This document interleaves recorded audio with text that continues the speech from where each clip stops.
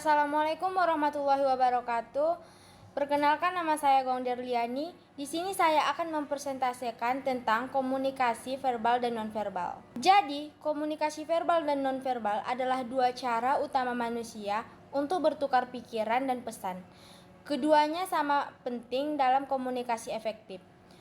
Nonverbal meliputi budaya, konteks sosial, dan pengalaman individu. Komunikasi verbal melibatkan kata-kata, sementara komunikasi nonverbal melibatkan bahasa tubuh, ekspresi wajah, dan intonasi suara. Keduanya bekerja sama untuk menyampaikan makna dan emosi dalam interaksi manusia. Yang pertama, komunikasi verbal. Komunikasi verbal adalah proses transmisi pesan dengan menggunakan bahasa dari pengirim pesan atau komunikator kepada penerima pesan komunikan. Kata-kata yang kita ucapkan merupakan isyarat verbal yang digunakan untuk tujuan komunikasi. Komunikasi verbal sering dianggap sebagai bagian utama dari komunikasi. Contohnya seperti berdiskusi. Berdiskusi adalah contoh komunikasi verbal yang menggunakan kata-kata untuk menukarkan dan menyampaikan informasi, ide, dan pendapat.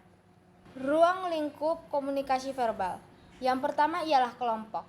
Ruang lingkup komunikasi verbal kelompok mencakup komunikasi yang dilakukan oleh lebih dari satu orang individu untuk mencakup maksud dan tujuan yang dikehendaki.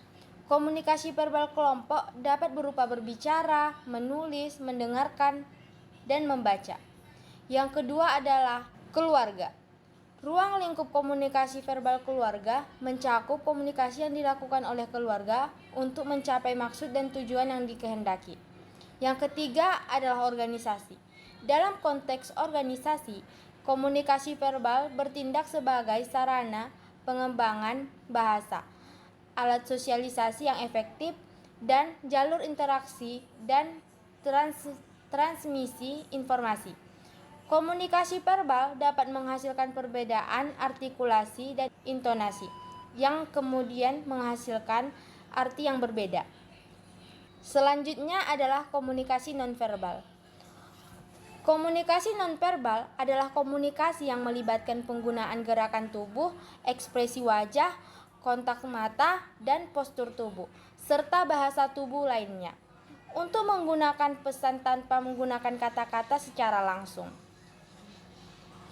Contohnya seperti gerakan tubuh, mengangguk, menggelengkan kepala, atau postur tubuh yang terbuka atau tertutup, dapat menyampaikan pesan tentang sikap dan perasaan seseorang. Ruang lingkup nonverbal. Ruang lingkup nonverbal adalah komunikasi nonverbal meliputi berbagai bentuk dan fungsi. Komunikasi nonverbal adalah proses penyampaian pesan tanpa menggunakan kata-kata, meliputi gerakan tubuh, ekspresi wajah, kontak mata, sentuhan, ruang, diam, dan lainnya. Fungsi komunikasi nonverbal meliputi repetisi atau pengulangan, kontradiksi atau perlawanan, dan substitusi. Komunikasi nonverbal memainkan peran penting dalam menyampaikan makna dan melengkapi komunikasi verbal. Jadi, kesimpulannya adalah komunikasi tidak hanya terjadi melalui kata-kata, tetapi juga melalui ekspresi wajah, gerakan tubuh, dan bahasa tubuh lainnya. Komunikasi nonverbal dapat memberikan informasi tambahan dan mendalami yang mempengaruhi cara kita berinteraksi dan memahami suatu hal itu. Komunikasi verbal dan nonverbal adalah alat yang ampuh untuk menyampaikan pesan dan berinteraksi dengan orang lain. Dengan memahami kedua jenis komunikasi ini, kita dapat menjadi komunikator yang lebih efektif.